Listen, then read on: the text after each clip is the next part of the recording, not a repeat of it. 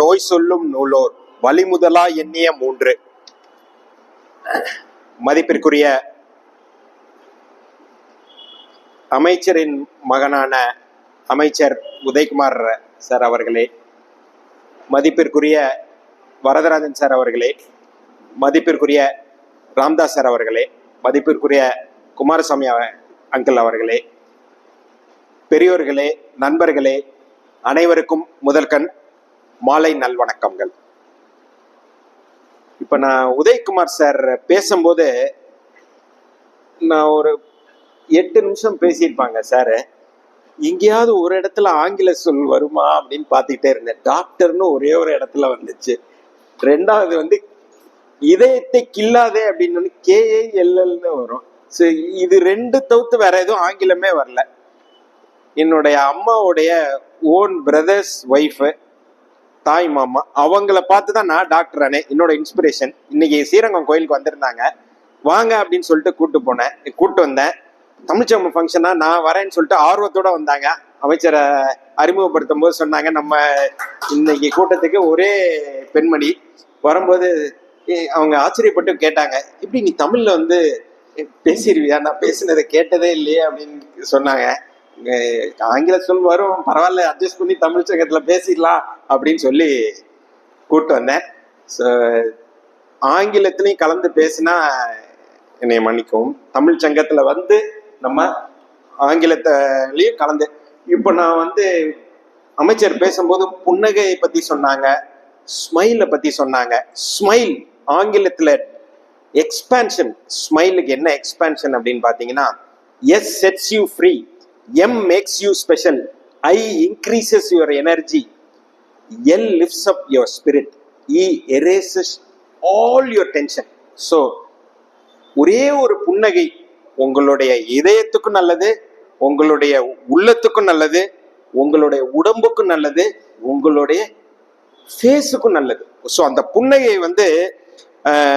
எத்தனை வகையான சிரிப்பு இருக்கு அப்படின்னு பார்த்தீங்கன்னா, இன்பத்தில் சிரிப்பவன் அதிர்ஷ்டசாலி, துன்பத்தில் சிரிப்பவன் ஞானி, வெற்றி அடையும் போது சிரிப்பவன் சாதாரண மனிதன், தோல்வியிலும் சிரிப்பவன் தைரியசாலி, உன்முன் சிரிப்பவன் உண்மையானவன், உனக்கு பின்னாடி சிரிப்பவன் ஏமாற்றுபவன், ஓட விட்டு சிரிப்பவன் வஞ்சகன், உட்கார்ந்து சிரிப்பவன் சோம்பேறி, கற்பனையில் சிரிப்பவன் கவிஞன், கண்டவுடன் சிரிப்பவன் காரியவாதி, நிலை உணர்ந்து சிரிப்பவன் நிதானம் உள்ளவன், நிலை உணராது சிரிப்பவன் நிதானமற்றவன், தெரிந்து சிரிப்பவன் நடிகன், தெரியாமல் சிரிப்பவன் ஏமாளி, ஓயாமல் சிரிப்பவன் கோமாளி, உழைப்பில் சிரிப்பவன் உயர்ந்த மனிதன்.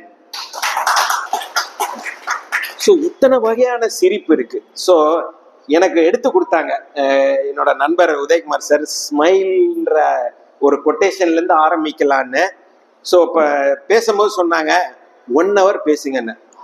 1 hourனா டென்ஷன் ஆயிடுவாங்க எல்லாரும், பயங்கர டென்ஷன் ஆயிடுவாங்க. கரெக்டா 25 minutes 25 நிமிஷம் என்னோட டைமிங் இப்போலேருந்து ஸ்டார்ட் ஆகுது. 25 minutesல கண்டிப்பா உங்களுக்கு ஒரு 5 கேரியோ மெசேஜ் இருக்கும். 5 கண்டிப்பா டே டு டே யூஸ் பண்ற இதயத்தை பத்தி 5 மெசேஜ் இருக்கும். ஸோ முன்னோட்டம் பாத்தீங்கன்னா, யாருக்கு ஒரு ஹார்ட் ப்ராப்ளம் வர்றதுக்கு வாய்ப்புள்ள சூழ்நிலைங்கிறது ரிஸ்க் ஃபேக்டர்ஸ் சொல்லுவோம்.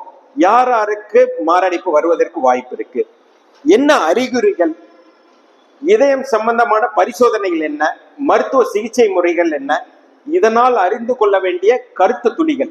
So stage 1 risk factors. யாருக்கு இந்த மாரடைப்பு வருவதற்கான வாய்ப்புள்ள சூழ்நிலைன்னு பாத்தீங்கன்னா, சக்கரவாதி இருக்கிறவங்களுக்கு வரலாம், பிபி இருக்கிறவங்களுக்கு வரலாம், சிகரெட் பிடித்தவர்களுக்கு வரலாம், மது அருந்துதலுக்கு வரலாம், குடும்ப வழியில வர்றவங்களுக்கு வரலாம். இங்க பாருங்க, இந்த ரிஸ்க் ஃபேக்டர். உடற்பயிற்சி இன்மை அதே ஒரு ரிஸ்க் ஃபேக்டர். 45 வயதுக்கு மேல இருக்கிறவங்க ஆண்கள், 55 வயதுக்கு மேல இருக்கிற பெண்கள், குடும்ப வழியில ஒருத்தருக்கு ஹார்ட் அட்டாக் வந்துச்சுன்னா அந்த நபருக்கு ஒரு ரிஸ்க் ஃபேக்டர் இருக்குன்னு அர்த்தம். வயசு மட்டுமே ஒரு ரிஸ்க் ஃபேக்டர். நான் சொல்லி இந்த 45 வயதுக்கு மேல ஆண்கள், 55 வயதுக்கு மேல பெண்கள் இருந்தா அது ஒரு ரிஸ்க் ஃபேக்டர், ஹார்ட் ப்ராப்ளம் வர்றதுக்கு வாய்ப்பு இருக்குன்னு. Age risk factor. இங்க நீங்க பாருங்க, கடவுளுடைய படைப்பு பாருங்க. பிறப்பு அப்படிங்கிறது சந்தோஷமான விஷயம் தானே, எல்லாருமே அக்செப்ட் பண்ணுவோம். ஆனா கடவுளுடைய படைப்பு ஏன் பிறக்கும் போது குழந்தை வந்து அழுதுகிட்டு பிறக்குது? சோ அதாவது இத்தனை வயதுக்கு மேலதான் உடற்பயிற்சி, இத்தனை வயதுக்கு மேலதான் உணவு கட்டுப்பாடு, வாழ்க்கை வழிமுறை மாற்றம் கிடையாது. இளம் வயதுல இருந்தே உங்களோட உடம்ப பாதுகாக்கணும். அதனாலதான் குழந்தை அழுகுது, அம்மா என்னைய உடம்ப பாத்துக்கோங்கன்னு சொல்லி. அதனாலதான் அழுகுது அப்படின்றது என்னோட சீஃப் சொல்லுவாரு. சோ வயது வந்து ஒரு ரிஸ்க் ஃபேக்டர் அப்படின்றது. இந்த சைட்ல பாத்தீங்கன்னா இங்க வந்து ஒரு 45 வயது நபர், ஐடி ப்ரொஃபஷனல், அவருடைய ரத்த குழாய் வந்து 70 வயசு. இந்த சைட்ல பாத்தீங்கன்னா 70 வயது, அவர் டென்ஷன் இல்லாம உடற்பயிற்சி. இந்த சைட்ல இருக்கிற டென்ஷனோட இருக்கிறாரு. 45 வயது இருந்தாலும் அவரோட ரத்த குழாய் 70 வயசுக்கு. இங்க 70 வயதுல இருக்கிறாரு, உடற்பயிற்சி, வாழ்க்கை வழிமுறை மாற்றம் சூப்பரா கடைபிடிச்சிட்டு இருக்காரு. அவரோட ரத்த குழாய் 45 வயது தான். சோ இப்ப நம்ம என்னென்ன ரிஸ்க் ஃபேக்டர்னு பார்த்தோம். பெண்கள் இதயம், சோ அப்படின்றது பெண்களும் 55 வயதுக்கு, ஆண்கள் 45ன்னு சொன்னேன், பெண்கள் வயது வந்து 55க்கு மேலதான் ரிஸ்க் ஃபேக்டர்னு சொன்னேன்.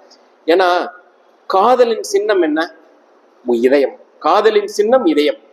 சோ காதலின் சின்னம் வயிறு கிடையாது, காதலின் சின்னம் கல்லீரல் கிடையாது, நுரையீரல் கிடையாது, கண்ணு கிடையாது. சோ காதலின் சின்னம் இதயம். இந்த காதலின் சின்னத்தை வந்து பாதுகாப்பது நம்மளோட டியூட்டி தானே. So love can lick the woman, woman can lick the heart. So அதாவது வந்து ஆண்களுக்கு மட்டும்தான் இதய நோய் வரும்னு சொல்லி கிடையாது, பெண்களுக்கும் இதய நோய் வரலாம் அப்படின்றது வலியுறுத்துறதுக்கோசரம் 2013ல ஒவ்வொரு வேர்ல்டு ஹார்ட் டே, அதாவது செப்டம்பர் மாதம் கடைசி சண்டே, ஒவ்வொரு வேர்ல்டு ஹார்ட் டேக்கு ஒரு ஸ்லோகன் முழக்கம் இருக்கு. 10 வருஷத்துக்கு முன்னாடி, 12 வருஷத்துக்கு முன்னாடி 2013ல பாத்தீங்கன்னா பெண்களுக்கும் இதய நோய் வரலாம் அப்படின்றதுக்கு விழிப்புணர்வு ஏற்படுத்துறதுக்கோசரம் 2013ல வேர்ல்டு ஹார்ட் டேயோட தீம், அதாவது ஆண்களுக்கு மட்டும்தான் இதய நோயின்னு கிடையாது, பெண்களுக்கும் வரலாம் அப்படின்றத வலியுறுத்துறதுக்கோசரம். ஸோ அது மாதிரி நான் 2009ல வந்து ஜனாதிபதி மேதக அன்றைய ஜனாதிபதி அப்துல் கலாம் சார்கிட்ட ஒரு ப்ராஜெக்ட் பண்ணேன். அதே மாதிரி இன்னொரு வேர்ல்டு ஹார்ட் டே அப்ப அன்றைய ஜனாதிபதி பிரணாப் முகர்ஜி சார்கிட்ட ஒரு புக் ரிலீஸ் பண்ணேன், world heart how to protect your ஹார்ட்னு. ஸோ இப்போ நம்ம ரிஸ்க் ஃபேக்டர்ஸ் பத்தி பார்த்துட்டு இருக்கோம். ஃபர்ஸ்ட் ஸ்டேஜ்ல என்னென்ன ரிஸ்க் ஃபேக்டர் அப்படின்னு பாத்தீங்கன்னா, ரத்த கொதிப்பு, ரத்த அழுத்தம்ங்கிறது நார்மல், ரத்த கொதிப்புங்கிறது ஹை பிபி. 120/80ங்கிறது நார்மல், 140/90ங்கிறது ஒரு பிபி ஜாஸ்தியா இருக்கிறது. இந்த பிபினால வந்து ஹார்ட் ப்ராப்ளம் வரலாம், ஒரு பல உறுப்புகள் பாதிப்பு ஏற்படலாம், மூளையில பாதிப்பு ஏற்படலாம், சிறுநீரக பாதிப்பு ஏற்படலாம், கண் பாதிப்பு ஏற்படலாம், எல்லா ரத்த குழாயிலும் பாதிப்பு ஏற்படலாம். ஸோ சைலண்ட் கில்லர்னு சொல்லுவோம். ஸோ இந்த ஹைப்பர் டென்ஷன் பிபியை வந்து கட்டுப்படுத்துறது நம்மளுடைய கடமை. ஸோ உப்பு கம்மியா போட்டு சாப்பிடணுங்கிறது ரொம்ப முக்கியமானது. சர்க்கரைவாதி, கருவறையில் தோன்றி கல்லறையில் முடியும் சர்க்கரைங்கிறது. ஒருத்தருக்கு சர்க்கரை வியாதி வந்துருச்சேன்னு கவலைப்பட தேவையில்லை, லைஃப் லாங் இருக்கும். பட் சர்க்கரை கட்டுப்பாடுல வச்சிருந்தா, சர்க்கரை நோய் இல்லாதவங்க என்ன லைஃப் டைமோ அப்படியே இருக்கலாம். சர்க்கரை வியாதி வந்துருச்சுன்னு கவலைப்பட தேவையில்லை. Diabetic who knows most will live the longest. So அதுவும் வந்து குடும்ப வழியில வரலாம்.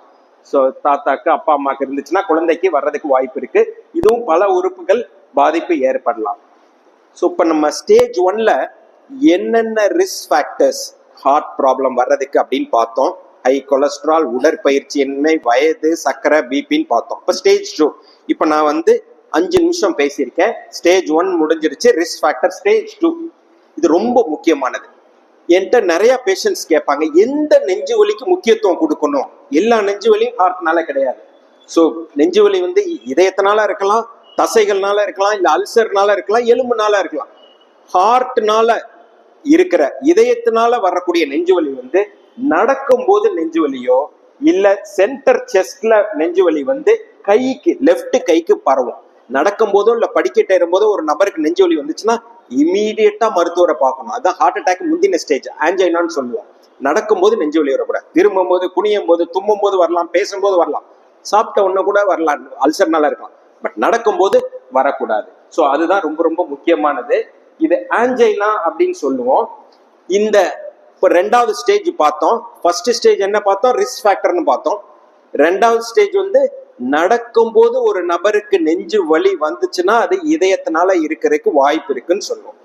3வது ஸ்டேஜ், இந்த பிளாக் வந்து ஜென்ரலா இந்த ஒரு ஹார்ட் அட்டாக்கோ இல்ல இந்த நெஞ்சு வலி வந்து எதனால வருதுன்னு பாத்தீங்கன்னா, இதயத்துக்கு போற ரத்த குழாயில அடப்பு இருக்கிறதுனால வருது.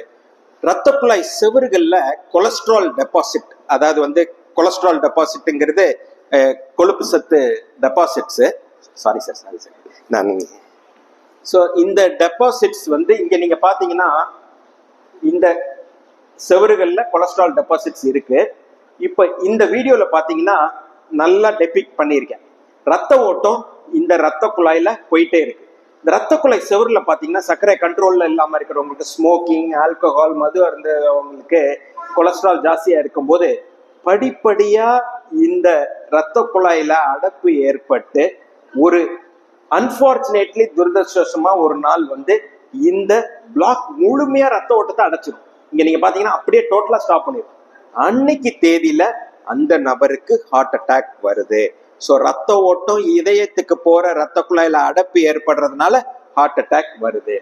ஸோ இப்போ நம்ம வந்து 3 ஸ்டேஜ் பார்த்துருக்கோம். ஃபர்ஸ்ட் ஸ்டேஜ்ல ரிஸ்க் ஃபேக்டர் என்ன ஹார்ட் அட்டாக் வர்றதுக்கு, சர்க்கரை, பிபி, ஸ்மோக்கிங், ஆல்கஹால். 2வது ஸ்டேஜ் நடக்கும்போது நெஞ்சுவலி வந்தா முக்கியத்துவம் கொடுக்கணும்னு. 3வது ஸ்டேஜ் வந்து பிளாக்னால வருது அப்படின்னு சொல்லி பார்த்தோம். 4வது ஸ்டேஜ், வணக்கம்மா. ஸோ கம்பெனி இப்பதான் சொல்லிட்டு இருந்தோம், ஒரே நபர் பெண் நபர்னு சொன்னோம். எனக்கு தெரிஞ்சவங்க அப்பாவோட ஃப்ரெண்டோட ஒய்ஃப் வந்துட்டாங்க. வணக்கம், வாங்க உட்காருங்க. வணக்கம். அதெல்லாம் ஒண்ணும் இல்லை, உட்காருங்க. வணக்கம் வணக்கம் வணக்கம், உட்காருங்க. ஸோ இப்போ 4வது ஸ்டேஜ், ரவி சார் உங்களை பார்க்கவே இல்லையே. வணக்கம் வணக்கம். ஸோ 4வது ஸ்டேஜ் இதயம் சம்பந்தமான பரிசோதனைகள். என்னென்ன டெஸ்ட் இருக்கு அப்படின்னு பாத்தீங்கன்னா, இதுதான் வந்து நார்மலா ஒரு சாதாரண டெஸ்ட். இங்க இருக்கிற நம்ம 40 பேருக்கும் யாரு கேட்டாலும் இசிஜின்னு சொல்லிடுவாங்க. இதுல ஒன்றும் டவுட்டே இல்லை. யாருக்குமே இசிஜி அப்படின்ட்டு தெரியாத நபர் இங்க இருக்கிற நம்ம 50 பேர்ல இருக்கவே இருக்காது. இசிஜி தமிழ் சங்கத்துக்கு வச்சிருமே இருதய வரைவு படம். இசிஜி இதய வரைவு படம் வந்து நெஞ்சு வலி வந்து ஹார்ட்னால இருக்கா அப்படின்னு பாக்குறது வந்து, அந்த நெஞ்சு வலி வரும்போது இந்த இருதய வரைவு படத்தை பார்க்கணும். இசிஜி. எக்கோ கார்டியோகிராம்ங்கிறது ஹார்ட்டோடைய ஸ்கேன். ஸோ பம்பிங் எப்படி இருக்கு, இதயத்தோட வால்வ் எப்படி இருக்கு அப்படின்றது இந்த எக்கோ ஸ்கேன்ல தெரிஞ்சிடும். ஸோ இப்போ ஒரு நபர் வராரு, சக்கரை வியாதி இருக்கு, ஸ்மோக்கிங், ஆல்கஹால் இருக்கு, குடும்ப வழியில இருக்கு, டாக்டர் ஒரு ஹார்ட் அட்டாக் வர்றதுக்கு முன்னாடியே கண்டுபிடிக்கிறதுக்கு டெஸ்ட் இருக்கா அப்படின்னு பாத்தீங்கன்னா, அந்த டெஸ்ட் வந்து ட்ரெட்மில் டெஸ்ட்னு சொல்றது. ஒரு நபருக்கு ஹார்ட் அட்டாக் வந்ததுக்கு அப்புறம் யாருக்கு வேணாலும் தெரியும் அட்டாக்னு கண்டுபிடிக்கிறது. அட்டாக் வர்றதுக்கு முன்னாடியே கண்டுபிடிக்கிறதுக்கு வாய்ப்பு இருக்கா அப்படின்னு பாத்தீங்கன்னா இந்த ட்ரெட்மில் டெஸ்ட். இந்த ட்ரெட்மில் டெஸ்ட்ல ஒரு பெல்ட்ல ஒரு நபரை அந்த ஓடும் போது ரத்த குழாய் இது இருதய வரைவு படத்தை எடுக்கிறது தான் அந்த ட்ரெட்மில் டெஸ்ட்னு சொல்லுவோம். இங்க நீங்க பாத்தீங்கன்னா இந்த நபர் வந்து ரெடியா இருக்கிறாரு. நடக்கும் போது இசிஜி எடுத்து பார்த்து இதய வரைவு படத்தை பார்க்கும்போது உள்ள பிளாக் இருக்கிறதுக்கு வாய்ப்பு இருக்கான்றது யூகிக்க முடியும். இங்கிலீஷ்ல, ஆங்கிலத்துல சொல்லணும்னா ப்ரெடிக்டிவ் டெஸ்ட். கன்ஃபர்மேட்டரி கிடையாது. கன்ஃபார்ம் பண்றதுக்கு உள்ள பிளாக் இருக்கான்னு பாக்குறதுக்கு ஆஞ்சியோகிராம் பண்ணணும். பட் ஆனா இது ஒரு பிரச்சனை வர்றதுக்கு முன்னாடியே கண்டுபிடிக்கிறது, நடக்க வச்சு பாக்குற டெஸ்ட். இப்போ நம்ம கன்ஃபார்ம் பண்றதுங்கிறது பிளாக் இருக்கான்னு பாக்குறதுக்கு ஆஞ்சியோகிராம்னு ஒரு டெஸ்ட் இருக்கு. இந்த ஆஞ்சியோகிராம் வந்து கையில இருந்தும் பண்ணலாம், கால்ல இருந்தும் பண்ணலாம். 7 நிமிஷத்துல இருந்து 10 நிமிஷம் டெஸ்ட். எக்ஸ்ரே கருவி மூலமா உள்ள பிளாக் இருக்கா ரத்த குழாயில அப்படின்னு பாக்குறதுக்கு. இந்த வீடியோ வந்து அந்த பேஷண்டோடைய அப்ரூவலோட இது மாதிரி விழிப்புணர்வு நிகழ்ச்சிக்கு நான் போட்டு காட்டுவேன் அப்படின்னு சொல்லி அவரே முன் வந்து நீங்க வீடியோ எடுத்துக்கோங்க டாக்டர் அப்படின்னு சொல்லி அவருடைய அப்ரூவலோட எடுத்த வீடியோ. இந்த வீடியோல பாத்தீங்கன்னா ஆஞ்சியோகிராம், நீங்க இப்ப 50 பேரும் ஆஞ்சியோகிராம் தியேட்டருக்குள்ள போற சினாரியோவை நான் கிரியேட் பண்றேன். இங்க நீங்க பாத்தீங்கன்னா கையில ரத்த குழாயில ஃபர்ஸ்ட் வந்து ஒரு லோக்கல் அனஸ்தீசியா. லோக்கல் அனஸ்தீசியா அந்த நபர் அந்த இடம் மட்டும் மரத்து போறதுக்கு இன்ஜெக்ஷன் போடுறேன். அதான் ஃபர்ஸ்ட் ஸ்டெப். இப்ப நீங்க பாத்தீங்கன்னா இந்த கையில மரத்து போறதுக்கு இன்ஜெக்ஷன் நான் போடுறேன். அதுக்கப்புறம் கையில இருக்கிற ரத்த குழாய், அந்த ரத்த குழாய நீடில் போட்டு என்ட்ரி பண்றேன். இதான் ஆஞ்சியோகிராமோட ஃபர்ஸ்ட் ஸ்டெப். இங்க நீங்க பாத்தீங்கன்னா அந்த நீடில் வழியா கையில இருக்கிற ரத்த குழாய்க்குள்ள என்ட்ரி ஆகுறேன். படிப்படியா இந்த டியூபை வெளியில இழுக்கும் போது இங்க நீங்க பாத்தீங்கன்னா ரத்த ஓட்டம் வெளியில வருது. இங்க நீங்க பாத்தீங்கன்னா ரத்த ஓட்டம் ஜெட் வருது பாருங்க. இங்க நீங்க கரெக்டா பாத்தீங்கன்னா இந்த ரத்த ஓட்டம் வருது பாருங்க. இங்க நீங்க பாத்தீங்கன்னா நான் வந்து இப்ப ரத்த குழாயில இருக்கிறேன்றது கன்ஃபார்ம் ஆயிடுச்சு. அதுக்குள்ள நான் ஒயரை போட்டு அந்த ஒயருக்கு மேல ஒரு நெக்ஸ்ட் லெவல் டியூப் எடுத்துட்டு போறேன். அந்த டியூப் தான் கெத்திட்டர்னு சொல்றது. இங்க நீங்க பாத்தீங்கன்னா ரத்த குழாய்க்குள்ள நான் பண்ண என்ட்ரி ஆயிட்டேன். அடுத்தது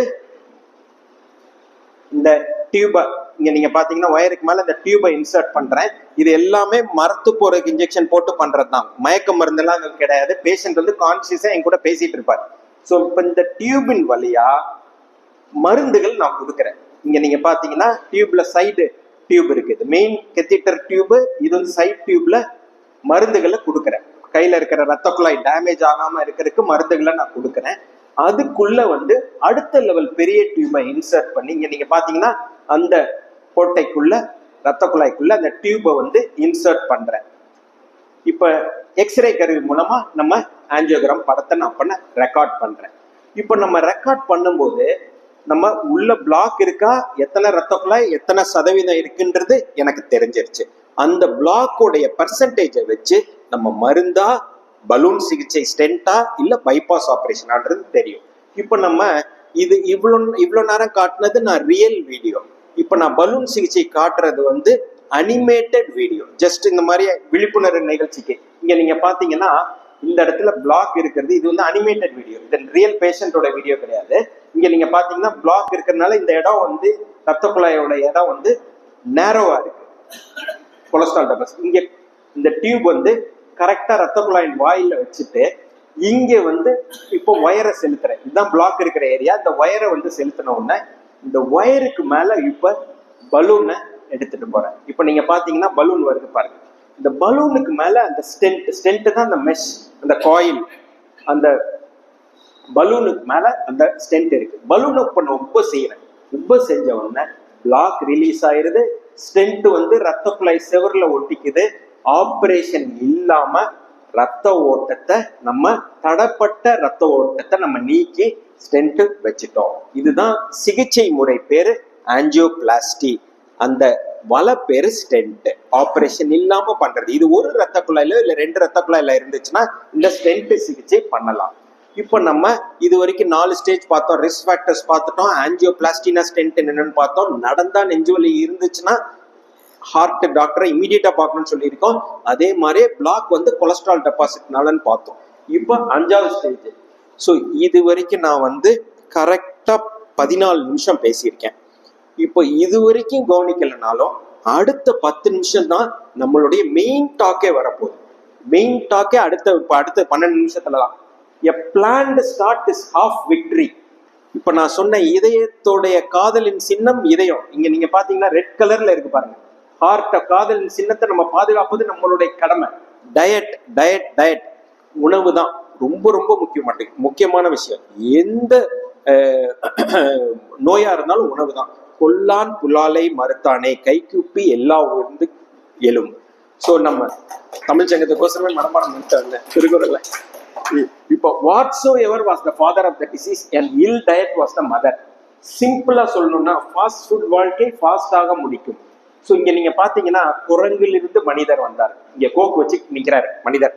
இங்க பாருங்க, நேத்து வந்து டிவி சைஸ் இப்படி இருந்துச்சு, இப்படி இருந்தாங்க மக்கள். இன்னைக்கு டிவி சைஸ் இப்படி இருக்கு, மக்கள் இப்படி இருக்கும். திருப்பி நான் போடுறேன், இது வந்து டிவி சைஸ் நேத்து. அன்னைக்கு காலகட்டத்துல 2 டிவி தான். 2 டிவி தான். என்ன டிவி? சாலிடர், டயனோரா. 2 டிவி தான் எல்லாரும் வைத்துக்குவீங்க. இப்போ வந்து பல டிவி இருக்கு, எல்லாம் ஸ்லிம் டிவி. பட் உடற்பயிற்சியே இல்லை. ஸோ இங்க நீங்க பாருங்க, அடுத்த இது டிவி பார்த்துட்டு சாப்பிடவே கூடாது.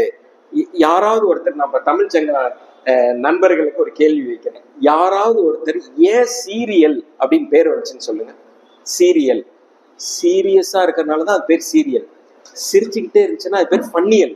ஸோ சீரியல் பார்க்க கூடாது. இதயத்தை பாதுகாப்பதற்கு சீரியல் பார்க்க கூடாது. அது வந்து ரொம்ப ரொம்ப முக்கியமானது. யாரும் பத்திரிகையாளர் நண்பர்கள் இருந்தா என் மேல கோபமாயிருவாங்க. சீரியல் பார்க்க கூடாதுன்னு அவங்களுடைய உழைப்பு, எல்லாருடைய உழைப்பு ரொம்ப முக்கியம். ஸோ சீரியல் பார்க்கக்கூடாதுங்கிறது ஒரு லைட்டர் சைடில் சொன்னேன். ஏன்னா அதுக்குண்டான டென்ஷன், ஏன்னா 2 பேருக்கு சண்டை மூட்டி விடுறதுக்கு டியூஷன் கிளாஸ் எடுக்கணும்னா சீரியல் ஒரு வாரம் பார்த்தீங்கன்னா போதும். 2 பேருக்கு எப்படி சண்டை மூட்டி விடுறது பக்காவா டியூஷன் கிளாஸ் எடுத்து விட்டுருவாங்க. ஸோ அதனால சீரியல் பார்க்கக்கூடாது. அதே மாதிரி டிவி பார்த்துட்டு சாப்பிடக்கூடாது. டிவி பார்த்துட்டு சாப்பிட்றதுல 2 கெட்ட விஷயம். குவான்டிட்டி எவ்வளோ போகுதுன்னு தெரியாது, 2வது குவாலிட்டி என்ன போகுதுன்னு தெரியாது. ஸோ 2 நான் என்ன சொன்னேன், டிவி பார்த்துட்டு சாப்பிட்டா எவ்வளோ சாப்பிட்றோன்னு தெரியாது, என்ன சாப்பிட்றோன்னு தெரியாது. சாப்பிடும்போது டிவி பார்க்கக்கூடாது. அதுவும் வந்து ஒரு ஹார்ட்டுக்கு பாதுகாப்பாதான விஷயம். இங்க நீங்க பாத்தீங்கன்னா சிம்பிளான விஷயம். சிம்பிளா சொல்லுங்க டாக்டர், சாப்பாடுக்கு டயட்டுக்கு ஹார்ட் பாதுகாப்பதுக்கு என்னன்னா சிம்பிளான விஷயம். 60% சமைக்காதது, 40% சமைச்சது. ஸோ காய்கறிகள், பழ வகைகள் நிறைய சாப்பிடணும். காமனா நிறைய விழிப்புணர்வு நிகழ்ச்சியில என்கிட்ட கேட்கறது, சக்கரவாதி இருக்கிறவங்க என்ன பழம் சாப்பிடலாம் அப்படின்னு பார்த்தா 3 பழம் நல்லா சாப்பிடலாம். ஆப்பிள், கொய்யா, பப்பாளி. சக்கரவாதி இருந்தாலும் இது 3 பழம்னு சாப்பிடலாம்.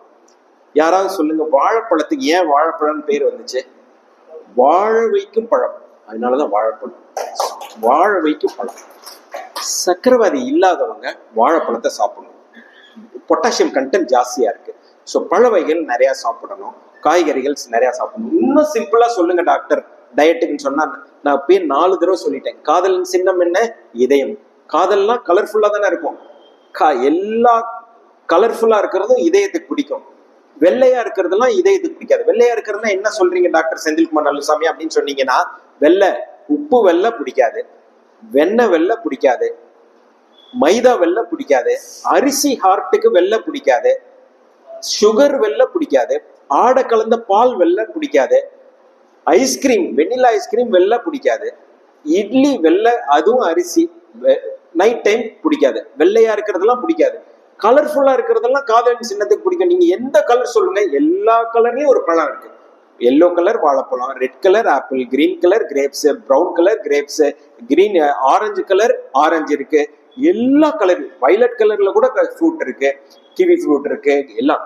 ஆனா டாக்டர் செந்தில்குமார் நல்லசாமி வந்து பேசினாரு, கலர்ஃபுல்லா இருக்கிறதெல்லாம் ஜாங்கிரி, ஜிலேபி, எல்லா கலர்லயும் ஸ்வீட் இருக்கு, ஸ்வீட் வந்து சாப்பிட சொன்னான்னு சொல்லல, பழ வகைகள்ல சாப்பிடுங்கன்னு சொல்ல வரேன். அதே மாதிரி டயட்ல நீங்க இங்க பாத்தீங்கன்னா ஆங்கிலத்துல ஒரு கேள்வி வைக்கிறேன். பிரேக்ஃபாஸ்ட் ஏன் பேர் வந்துச்சு தெரியுங்களா? பிரேக்ஃபாஸ்ட், நைட்டு ஃபுல்லா ஃபாஸ்டிங் இருக்கிறீங்க, காலையில அந்த ஃபாஸ்டிங்கை பிரேக் பண்றீங்க, அதனாலதான் பிரேக்ஃபாஸ்ட். பிரேக்ஃபாஸ்ட் ஹெவியா இருக்கணும், லஞ்ச் கம்மியா இருக்கணும், லஞ்ச் மாடரேட்டா இருக்கணும், டின்னர் ஹெவியா கம்மியா இருக்கும். இப்படி நீங்க ஆப்போசிட்ல இருக்கீங்கன்னா இப்படிதான் இருக்கும். கரெக்டான இது வந்து இதுதான், breakfast heavy, lunch moderate, dinner light. So அதனாலதான் வந்து டின்னர் வந்து ரொம்ப ரொம்ப கம்மியா இருக்கணும். அதே மாதிரி 2 மணி நேரத்துக்கு முன்னாடி சாப்பிடணும், படுக்கிறதுக்கு 2 மணி நேரத்துக்கு முன்னாடி சாப்பிடணும். லோ சால்ட் டயட், சால்ட் கம்மியா இருக்கணும், சால்ட்டே இல்லாம சாப்பிட்றது நல்லது இல்லை. உப்பு கலந்த பொருட்களை அவாய்ட் பண்ணணும். நான் திருப்பியும் சொல்றேன், உப்பு கம்மியா சாப்பிட்றதுங்கிறது வேற, உப்பு சார்ந்த பொருட்களை நிறுத்துறது வேற. உப்பு சார்ந்த பொருட்கள்னா என்ன? அப்பளம், ஊறுகாய், வடகம், சிப்ஸ், கெச்சப்ஸ், நூடுல்ஸ், இது எல்லாமே உப்பு சார்ந்த பொருட்கள். இதெல்லாம் நிறுத்திடுங்க, உப்பை கம்மியா போட்டு சாப்பிடணும். So low salt diet, light dinner, 2 மணி நேரத்துக்கு முன்னாடி சாப்பிட்டோம்னா திங்ஸ் டு அவாய்ட். டாக்டர் நீங்க சாப்பிடக்கூடாதுன்னு சொல்லிட்டீங்க, என்ன சாப்பிடணும் ஹார்ட்டுக்கு? Things to be taken, walnut சாப்பிடுங்க, கிரீன் டீ சாப்பிடுங்க, கீரை வகைகள் சாப்பிடுங்க. இது எல்லாமே வந்து ஹார்ட்டுக்கு நல்லது. ஸோ நீங்க நான்வெஜ் சாப்பிட்றவரை இருந்தா பாயில்டு ஃபிஷ் சாப்பிடலாம். இதெல்லாம் ஹார்ட்டுக்கு குட் கொலஸ்ட்ரால் கூட்டும். ஸோ வால்நட், கிரீன் டீ, கீரை வகைகள், பப்பாளி, பாயில்டு ஃபிஷ், இதெல்லாம் ஹார்ட்டுக்கு நல்லது. இப்போ ஸ்டேஜ் 5ல என்ன பார்த்தோம்? டயட். இப்போ நான் எவ்வளோ நேரம் பேசியிருக்கேன்? 17 நிமிஷம் பேசிட்டேன். நான் உங்கள்கிட்ட வந்து 25ன்னு சொல்லியிருந்தேன், இன்னும் 8 நிமிஷம் இருக்கு. So stage 6 exercise. சிம்பிளான விஷயம். எக்ஸசைஸ்னா கம்பசத்திரமே கிடையாது, 1/2 மணி நேரம் வாக்கிங். எக்ஸசைஸ் வாக்கிங்ல 4 விஷயம். 1, நிக்காம போகணும். 2வது, கொஞ்சம் ஃபாஸ்டா போகணும். அந்த நபருக்கு ஏத்த மாதிரி நீ, அவருடைய உடல் வாகு, அவருடைய வயது, அந்த நபருடைய நீ பொசிஷனுக்கு ஏத்த மாதிரி வாக்கிங் போகணும். 3வது, நின்று போகக்கூடாது, கண்டினியூஸா போகணும், கொஞ்சம் ஃபாஸ்டா போகணும், நின்று போகக்கூடாது, கொஞ்சம் வேர்த்து ஊற்றணும். நீங்க ரெகுலரா வாக்கிங் போறவங்க எல்லாம் பாத்தீங்கன்னா, ஹலோ உதயகுமார் சார்ன்னு சொன்னா ஹலோ செந்தில் சொல்லிட்டு போயிட்டே இருப்பாங்க. நின்று போகக்கூடாது. நின்று போனீங்கன்னா அதோட பெனிஃபிட் கிடைக்காது. ஸோ அதே மாதிரியே இப்ப நம்ம என்னோட பேஷன்ஸ் கேட்கறது, வாக்கிங் போறீங்களா, எக்ஸசைஸ் பண்ணீங்களா, காமனா சொல்றது I don't have time, time இல்லைன்னு சொல்லுவாங்க. அதுதான் நான் பேஷண்ட் சொல்றதுதான் நான் எழுதியிருக்கேன். எனக்கு டைம் இல்லைன்னு சொல்லுவாங்க. அரை மணி நேரம், 24 மணி நேரத்துல ½ அன் அவர் உங்களுடைய உறுப்பான, மென்மையான உறுப்பான இதயத்தை பாதுகாக்கிறதுக்கு ½ அன் அவர் கண்டிப்பா போகணும். இங்க நீங்க பாருங்க, ஃபிட்னஸ் சென்டருக்கு போறாங்க, 2 பேரும் எஸ்கலேட்டர்ல ஏறிட்டு இருக்காங்க பாருங்க. இதுல ஏறாம எஸ்கலேட்டர்ல ஏறிட்டு இருக்காங்க. எந்த அளவுக்கு கேலரியை பேர்ன் பண்ண முடியுமோ அந்த அளவுக்கு கேலரியை பேர்ன் பண்ணணும். இங்க நீங்க ஜப்பான்ல ஆய்வுல பாத்தீங்கன்னா, ஸ்டாட்டிஸ்டிக்ஸ் டேட்டால ஜப்பான்ல தான் இருக்கிறதுலயே ஹார்ட் அட்டாக்கோட இன்சிடென்ட்ஸ் ரொம்ப கம்மி. அவ்வளோ டயட்டுக்கு இம்பார்ட்டன்ஸ் கொடுப்பாங்க, அவ்வளோ வாழ்க்கை வழிமுறைக்குன்றாங்க. எல்லா பப்ளிக் பிளேஸ்லயும் நீங்க பாத்தீங்கன்னா, இந்த ஒரு ஸ்டெப் ஏறதுனால எவ்வளவு கேலரி கம்மியா இருக்கு, எவ்வளவு கேலரி விட்டு சாப்பிட்டதெல்லாம் உங்களுக்கு யூஸ் பண்ணணும். சாப்பிட்டதெல்லாம் அப்படியே இருந்துச்சுன்னா தொந்தியா மாறிடும். ஸோ அது மாதிரி அவ்வளோ ரொம்ப ரொம்ப இம்பார்ட்டன்ஸ் கொடுப்பாங்க. இங்க நீங்க பாத்தீங்கன்னா, இது ஆங்கிலத்துல தான் எழுதியிருக்கேன், முயற்சி இல்லாத வளர்ச்சி 2 தான். இப்ப நான் தமிழ்ச்சங்கத்துல பேச போறேன்னு சொல்லிட்டு ஒரு மனதளவுல ஒரு முயற்சி பண்ணி தான் வந்திருக்கேன். எல்லாத்துக்குமே முயற்சி பண்ணும். 2 முயற்சி இல்லாத வளர்ச்சி 2 தான். சொல்லுங்க. ஒண்ணு தாடி, ஒண்ணு குண்டாகிறது. இதுக்கு 2க்கு முயற்சியே பண்ண தேவையில்லை. தாடிக்கு முயற்சியே பண்ண தேவையில்லை, வெயிட் போடுறதுக்கு முயற்சியே பண்ண தேவையில்லை. ஆனா வெயிட்டை குறைக்கிறதுக்கு ஆங்கிலத்துல சொல்லணும்னா ஹிமாலயன் டாஸ்க். வெயிட்டை குறைக்கிறதுங்கிறது ரொம்ப ரொம்ப கஷ்டமான விஷயம். ஸோ இங்க நீங்க பாத்தீங்கன்னா, இதுதான் நம்ம எய்ம் பண்றோம். இதுதான் எய்ம் பண்ணலன்னா வர்றது.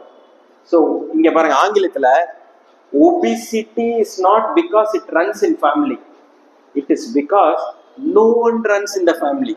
யாருமே எக்ஸசைஸ் பண்ணலன்றத ஆங்கிலத்துல நான் சொல்லியிருக்கேன். ஸோ டயட்டை பார்த்துட்டோம், எக்ஸசைஸ் பார்த்துட்டோம். So 21 minutes.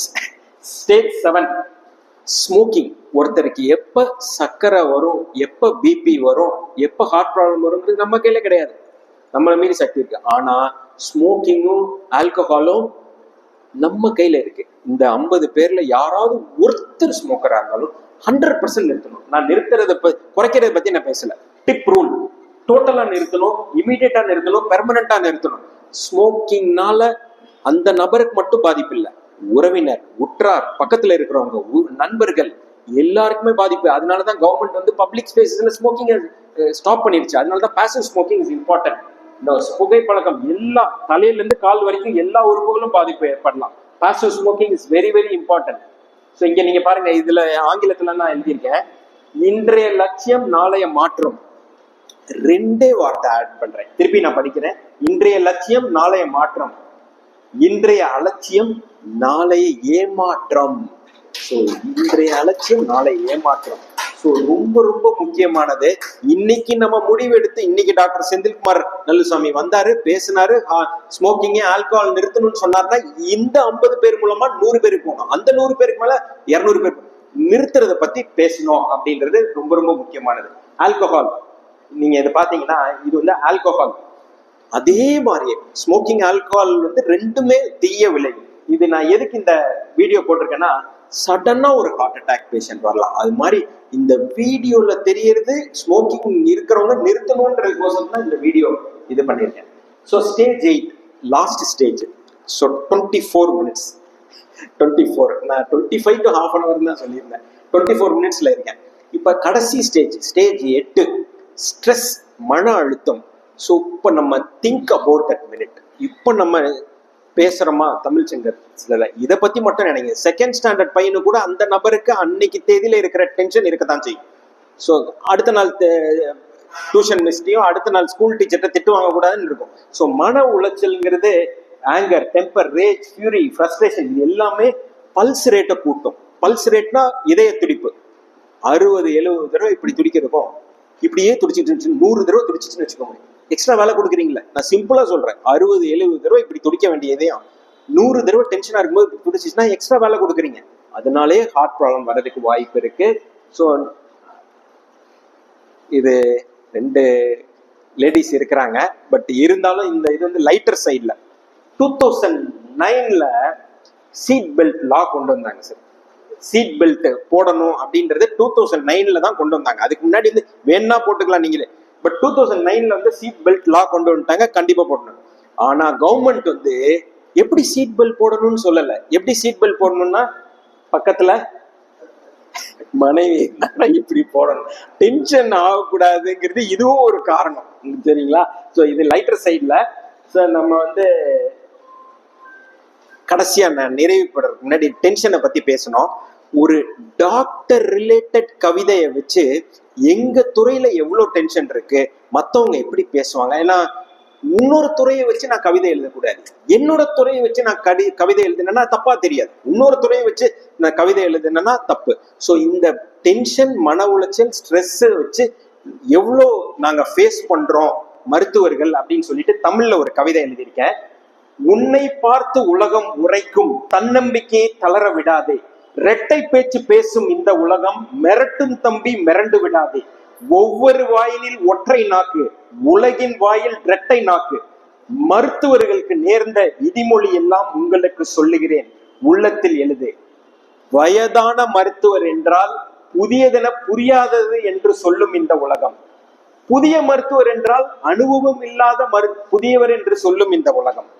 பரிசோதனைகள் செய்தால் செலவு வைக்கும் மருத்துவர் என்பர், பரிசோதனைகள் செய்யாவிட்டால் சமீபத்தை மேம்பாடுகள் தெரியாத மருத்துவர் என்பர், நோயாளிகளை காப்பாற்றினால் தெய்வம் என்பர், துரதிருஷ்டவசமாக நோயாளியை காப்பாற்ற முடியவில்லை என்றால் வேறு மருத்துவரிடம் சென்றிருக்கலாம் என்பர், சரிகாசு வாங்கினால் சரியான பேராசை மருத்துவர் என்பர், மலிவாய் வாங்கினால் மருத்துவம் தெரியாத மருத்துவர் என்பர், குறைவாய் மருந்து பட்டியல் இருந்தால் நிறைவில்லாத மருத்துவர் என்பர், நீண்ட மருந்து பட்டியல் இருந்தால் வேண்டாததை எழுதும் மருத்துவர் என்பர், விரைவாக விசாரித்தால் பரிவில்லாத மருத்துவர் என்பர், விரிவாக விசாரித்தால் வேலை வெட்டி இல்லாத மருத்துவர் என்பர், நேரம் குறைவு என்பது முன்பதிகளை நிறுத்தி கொண்டால் படித்த திமிருதான் பணிவில்லை என்பர், புத்தகம் வெளியிட்டால் விளம்பரத்தை தேடும் மருத்துவர் என்பர், மருத்துவரை பார்ப்பதற்கு நீண்ட நேரம் காத்திருந்தால் மனிதாபிமானமே இல்லாத மருத்துவர் என்பர், உடனே பார்த்தால் ஈவோட்டும் மருத்துவர் என்பர்.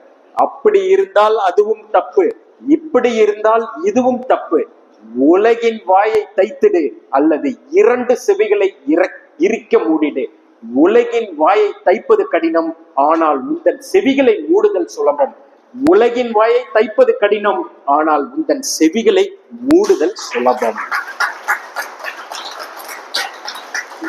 நான் எதுக்கு இதை நான் சொன்னேன்னா, எங்க துறையை நான் வந்து கஷ்டம்னு சொல்லல, எல்லா துறையிலும் ஒரு ப்ராக்டிக்கல் டிஃபிகல்ட்டி. நான் என்ன சொல்றேன்னா, டென்ஷனை வந்து குறைங்கன்னு சொல்றதுக்கோசரம் மருத்துவ ரீதியா ஒரு கவிதை சொல்லியிருக்கேன். ஏன்னா நான் சொன்ன ஆரம்பிக்கும் போது எங்க மாமாவை பார்த்துதான் நான் டாக்டர். ஆக்சுவலா 4வது தலைமுறை. எங்க தாத்தா பாட்டி 2 பேரும் டாக்டர், எங்க அம்மா டாக்டர், எங்க அம்மாவோடைய பிரதர் டாக்டர், எங்க பசங்க டாக்டர். ஸோ 4வது தலைமுறையே மருத்துவத்தை. ஏன்னா I am proud to be a doctor. மருத்துவ மாதிரி எல்லா துறையிலையும் இருக்கும், அதனால டென்ஷன் ஆக வேணான்ற அந்த நோக்கத்துல நான் சொல்ல வரேன். ஸோ இப்ப நம்ம வந்து 26 மினிட்ஸ் முடிச்சிட்டேன். 26 லாஸ்ட் 3-4 ஸ்லைட்ஸ். யோகா, யாராவது மெடிடேஷனுடைய டெஃபினிஷன் சொல்லுங்க. இன்னைக்கு தேதியில மெடிடேஷனோட டெஃபினிஷன். செல்போனை சுவிட்ச் ஆஃப் பண்ணிட்டு 1/2 மணி நேரம் தனியா உட்காந்துருந்தீங்கன்னா அதுதான் மெடிடேஷனோட டெஃபினிஷன் இன்னைக்கு தேதியில. ஸோ செல்போனை சுவிட்ச் ஆஃப் பண்ணிட்டு இருக்கணும். செல்போன் மூலமா நிறைய பேருக்கு டென்ஷன் ஆகுறது ஒரு சைடு. நிறைய பேரோட என்னென்ன சூழ்நிலை வந்திருப்பாங்க. தொலைபேசியை மெதுவாக எடுத்தேன், தொலைவில் சென்றால் அந்த உறவினர். அலைபேசியை அணைத்து வைத்தேன், அணைந்தது அந்த நட்பு. கைபேசியில் வந்த செய்தியை நிதானமாக பதிலளித்து நிதானமானது அந்த உறவு.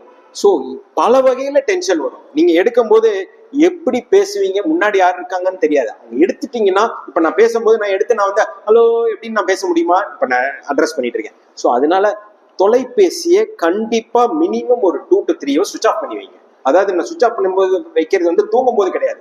நீங்க முழிச்சிட்டு இருக்கும் போது ஒரு 3 hours டெய்லி சுவிச் ஆஃப் பண்ணி வச்சாவே சூப்பர் மெடிடேஷன். கடவுள் நம்பிக்கை, நம்மளை மீறி ஒரு சக்தி இருக்குன்னு உணரணும், நம்பணும், செயல்முறைப்படுத்தணும். Everything is pre-written, but with prayers it can be rewritten. God is a frequency that exists within you. Tune in. So ரொம்ப ரொம்ப முக்கியமானது. ஸோ கேரியோ மெசேஜஸ் கடைசியா வந்துட்டேன். டி ராஜேந்தர் வசனம் மாதிரி ஆங்கிலத்துல சொல்லிடுறேன். நோ ஹரி, நோ கரி, நோ வரி. இது 3 இருந்தா இதயத்தை சூப்பரா பாதுகாத்துக்கலாம். ஸோ நம்ம வந்து 3210 3 servings of fruits, 2 hours of helping others, 1 hour of walking. So உணவு பழக்க வழக்கங்கள் ரொம்ப முக்கியமான இது. இந்த நிகழ்ச்சியிலிருந்து நீங்க தெரிஞ்சுக்க வேண்டிய 10 கட்டளைகள்: புகைப்பிடிக்காமல் இருத்தல், புகைப்பிடிப்பவரிடம் அணுகாமை, சர்க்கரை நோயை கட்டுப்பாடு, இருதய பரிசோதனை, ரத்த அழுத்த கட்டுப்பாடு, உடற்பயிற்சி தினமும், உணவு கட்டுப்பாடு, தினமும் ஒரு பழம், வாழ வைக்கும் பழமான வாழைப்பழத்தை சேர்க்கணும், மன நிம்மதி, வருமுன் காத்தல், மருத்துவருடன் ஆலோசனைப்படி வைத்தியம், மருத்துவரிடம் நம்பிக்கை, இவைகளை மீறி வந்தால் எதிர்கொள்ளும் மனதிடம். The past cannot be changed, the future is still in your hands. வாய்ப்பளித்ததற்கு நன்றி, வணக்கம். கரெக்டா 28 minutes, ஸோ 3 minutes எக்ஸீட் பண்ணிட்டேன். சொல்லுங்க ப்ளீஸ்.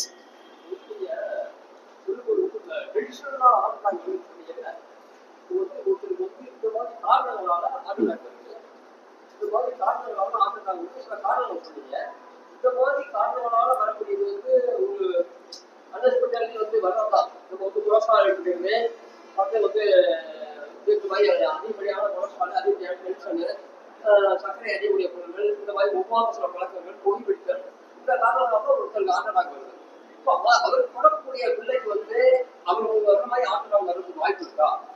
நல்ல தெளிவா அதான் நான் குடும்ப வழியில ஆங்கிலத்துல சொல்லணும்னா ஃபேமிலி ஹிஸ்டரின்னு சொல்லுவோம். நம்பர் 1. நம்பர் 2, இந்த ரிஸ்க் ஃபேக்டரை மாடிஃபைபிள், நான் மாடிஃபைபிள்னு பிரிச்சுக்கலாம். மாடிஃபைபிள்னா சர்க்கரை, பிபி, ஸ்மோக்கிங், ஆல்கஹால். ஸ்மோக்கர் வந்து நிறுத்தலாம், சிகரெட் பிடிக்கிறத, மது இருந்ததுல நிறுத்தலாம், அதெல்லாம் மாடிஃபை பண்ணலாம். பட் ஆனா ஒருத்தருடைய அப்பா அம்மாவை மாடிஃபை பண்ண முடியுமா? பண்ண முடியாது. ஒருத்தருடைய வயதை மாடிஃபை ஏத்துறது இறக்க முடியுமா? பண்ண முடியாது. ஆண் நபர் பெண் நபரை மாடிஃபை பண்ண முடியாது. இதெல்லாம் நான் மாடிஃபைபிள் ரிஸ்க் ஃபேக்டர். இதெல்லாம் ஒண்ணுமே பண்ண முடியாது.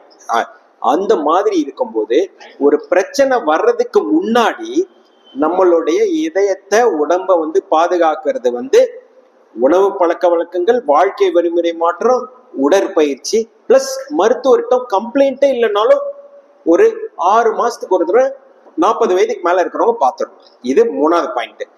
4வது, நான் லிஸ்ட் பண்ண மாதிரி சர்க்கரை, பிபி, கொலஸ்ட்ரால், ஸ்மோக்கிங், ஆல்கஹால், உடற்பயிற்சி, இனிமே ஃபேமிலி ஹிஸ்டரி, இதெல்லாம் இருக்கிறவங்களுக்கு தான் ஹார்ட் அட்டாக் வரணும்னு இல்லை. இதெல்லாம் இல்லாதவங்களுக்கு கூட வரலாம்.